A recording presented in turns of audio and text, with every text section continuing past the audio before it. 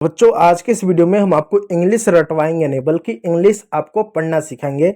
यानी डे 1 से आपको अंग्रेजी के जो शब्द होते हैं उनको कैसे पढ़ा जाता है एकदम बेसिक से मात्रा के साथ आपको सिखाने वाले हैं। तो देख सकते हैं बच्चों यहाँ पर कठिन से कठिन शब्दों को लिया और आसान से आसान शब्दों को भी हमने लिया है और कैसे आप इन शब्दों को बहुत ही आसान तरीके से पढ़ सकते हो आज के इस वीडियो में मैं आपको सिखाने वाला हूँ। ठीक है पर बच्चों देखिए बच्चों जब हम अंग्रेजी शब्द पढ़ने की कोशिश करते जैसे मान लो मैंने यहाँ पर एक शब्द लिख दे रहा हूँ। कहाँ पर लिखूँ? यहाँ पर CAR। अब जब इस शब्द को पढ़ोगे तो पढ़ने से पहले क्या होना चाहिए? हमको इसका साउंड मालूम होना चाहिए, हमको इसकी हिंदी मालूम होनी चाहिए। अगर हमको नहीं मालूम रहेगा कि सी को हम क पढ़ते हैं और ए को हम आ पढ़ते हैं, आर को र पढ़ते हैं, तो कभी भी हम इसको कार नहीं पढ़ पाएंगे। हम इसको सिर्फ CAR बोलते रह जाएंगे, लेकिन कभी भी हम इसका उच्चारण कार के रूप में नहीं कर पाएंगे। तो हमको मालूम होना चाहिए कि सी को क्या पढ़ते हैं, आर को क्या पढ़ते हैं, एम को क्या पढ़ते हैं, ये सारी चीज़ें हमको मालूम होना चाहिए। तो एकदम जीरो से क्लास है, आपको एकदम जीरो से पढ़ाता हूँ। देखो बच्चों अंग्रेजी में होता है टोटल आपका 26 लेटर। ठीक है, ये 26 लोग होते हैं। इनको हमने दो भागों में बांटा है ताकि इनको पढ़ने में, इनसे बने हुए शब्दों को पढ़ने में आसानी हो। पहला हमने बांटा है वाउल में, दूसरा बच्चों हमने बांटा है कॉन्सोनेंट में।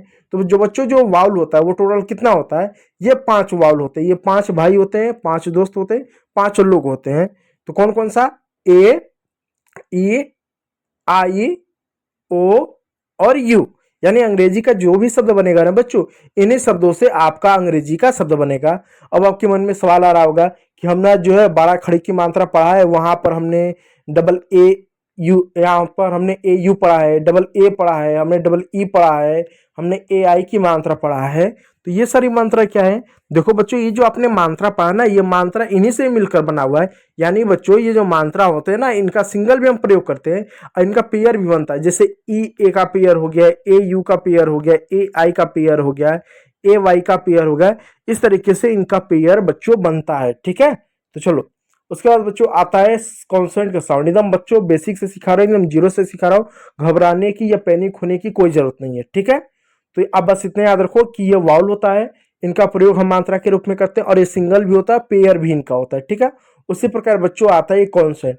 हम जब अंग्रेजी पढ़ते हैं तो अक्सर पढ़ते समय हमको अंग्रेजी के जो साउंड होता है, अक्षर का जो साउंड होता है, वो साउंड पढ़ना पड़ता है। जैसे अगर मैंने लिख दिया CAT, तो हमको सी को सी नहीं पढ़ेंगे, इसको क पढ़ेंगे, ए को ए नहीं पढ़ेंगे, ए पढ़ना पड़ता है, टी को ट नहीं पढ़ेंगे, टी को ट पढ़ना पड़ता है। तो होगा ये कैट। तो देखो हम वहां पर साउंड पढ़ते हैं, तो इसका साउंड बताता हूँ। देखो बच्चों बी का ब साउंड आपका निकलता है, जैसे बॉय। सी का बच्चों क और स साउंड निकलता है, जबकि बच्चों डी का ड होता है, एफ का बच्चों फ होता है और जी से बच्चों आपका ग साउंड निकलता है। तो इन 5 साउंड को याद रखिएगा। एच का बच्चों ह साउंड होता है, जे का बच्चों आपका ज होता है, के का बच्चों क होता है, एल का ल होता है और एम का बच्चों म साउंड होता है। ठीक है पर बच्चों इस बात को याद रखिएगा, तो इसका इतना साउंड होता है। चलिए आगे के साउंड देखिए। एन का न होता है, पी का प होता है, क्यू का क और व होता है, आर का बच्चों र होता है, एस का बच्चों स होता है, टी का ट, वी का व और डब्ल्यू का भी व होता है, एक्स का आधा क और स, वाई का य होता है। तो प्यारे बच्चों इस तरीके से इन साउंडों का हम जो है क्या करते हैं, अंग्रेजी पढ़ने में प्रयोग करते हैं। इस बात को आप अच्छे से याद रख लीजिएगा। चलिए उसके बाद बच्चों आता है जेड। जेड का बच्चों आपका ज होता है, ज होता है। देखो ये होता है ज, और जब ज के नीचे बिंदी लग जाए तो इसको हम ज पढ़ते हैं। ठीक है, इस बात को आप याद रख लीजिएगा। चलिए अब पढ़ते हैं बच्चों आपका ये अंग्रेजी में जो नियम है, जो रूल है, अब इसको पढ़ते हैं। अब इसको क्यों पढ़ते हैं? देखो इसका पढ़ने का ना बच्चों मैं आपको कारण बता। देखो जो अंग्रेजी होता है, इस अंग्रेजी में जो शब्द होते हैं इनका हम सिंगल उच्चारण नहीं करते। जैसे मान लो अगर हम हिंदी पढ़े हैं तो हिंदी मान लो बच्चों अगर आ गया आ को सिर्फ हम आ ही पढ़ते हैं, आ ही पढ़ेंगे, छोटी ई मात्रा नहीं पढ़ेंगे, बड़ी ई नहीं पढ़ेंगे। लेकिन हिंदी में ऐसा नहीं होता। अगर हिंदी में ए मिल जाए तो हमने कहेंगे कि ए को हम अ ही पढ़ेंगे। आ भी पढ़ सकते हैं, इसको ए भी पढ़ सकते हैं, ए भी पढ़ सकते हैं और इसको अ भी पढ़ सकते हैं। जैसे मैं आपको कुछ एग्जांपल देना चाहूँ, जैसे मैं आप शब्द लिखूँ CAT और CAR और CALL। अब देखो सब पर ए की मात्रा है, हाँ सभी पर जो मात्रा लगा सी पर लगा, तो यहाँ पे देखो CA क्या हो जाएगा? कै हो जाएगा। और यहाँ देखो CAR क्या हो जाएगा? का हो जाएगा। पूरा शब्द कार बनेगा। यहाँ पर CA क्या हो जाएगा? क हो जाएगा और एल।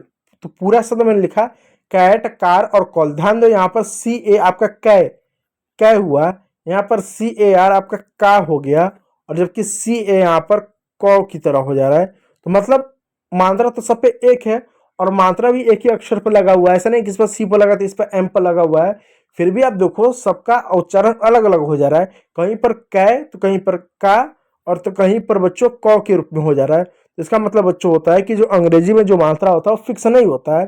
तो अब आपके मन में सवाल आएगा, हम कैसे जाने कि ए को अ पढ़ना है, आ पढ़ना है। पता चला जहां पर ए को आ पढ़ना रहेगा वहां पर ए पढ़ के आ जाएंगे, और जहां पर ए पढ़ना रहेगा वहां पर ए पढ़ के आ जाएंगे। तो बच्चों इसका नियम होता है, तो नियम बताता हूँ। देखो देखो, जब अंग्रेजी के किसी भी शब्द में ए के बाद वाई आए, यानी कभी भी अंग्रेजी में ए वाई आए तो ये पेयर होता है। ए वाई आए तो हमेशा ए वाई को आप हमेशा ए की मात्रा पढ़ोगे, यानी किसी भी शब्द में ए वाई आ गया तो आप हमेशा उसको किसकी मात्रा पढ़ोगे, ए की मात्रा पढ़ोगे। जैसे डी, डी का बच्चों ड पढ़ोगे, ए वाई को बच्चों ए पढ़ोगे, हो जाएगा डे। एम का बच्चों म हो जाएगा, ए वाई का ए हो जाएगा में।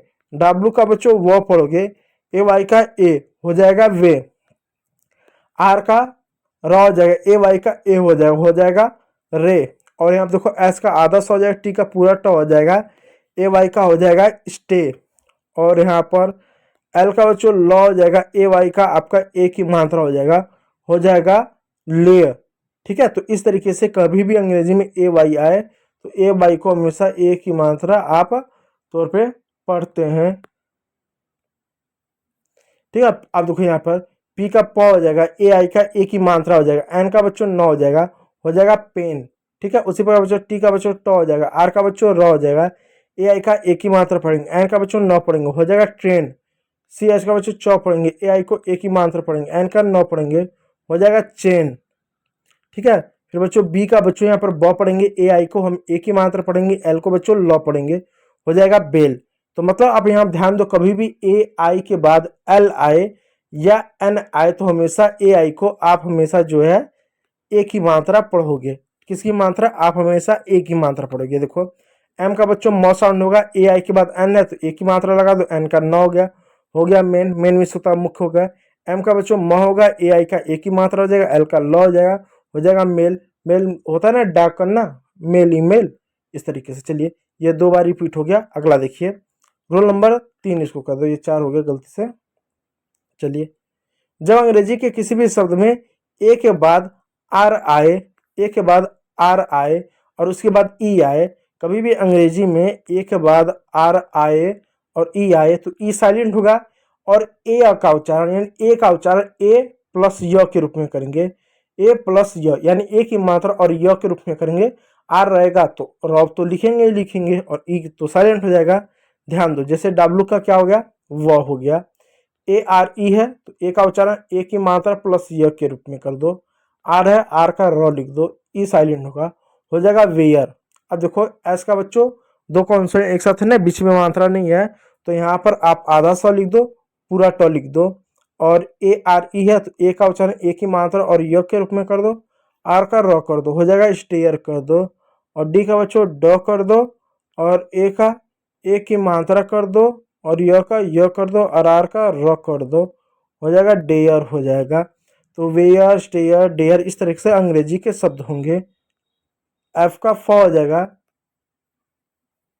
ए का ए की मात्रा और य हो जाएगा, आर का र हो जाएगा फेयर हो जाएगा। एस एच का बच्चों क्या हो जाएगा, श हो जाएगा, और ए का ए की मात्रा हो जाएगा, य का य हो जाएगा, आर का र हो जाएगा शेयर हो जाएगा। इस तरीके से आपके अंग्रेजी के शब्द होंगे। आर का बच्चों र हो जाएगा, और ए का बच्चों ए की मात्रा और य हो जाएगा, आर का बच्चों र हो जाएगा रेयर। तो इस तरीके से आप अंग्रेजी के सारे शब्द पढ़ेंगे। तो उम्मीद करूंगा प्यारे बच्चों वीडियो अच्छा लगा, यदि अच्छा लगा तो लाइक कीजिएगा, चैनल अपना तो सब्सक्राइब जरूर कर लीजिएगा। वीडियो को देखने के लिए बहुत बहुत धन्यवाद।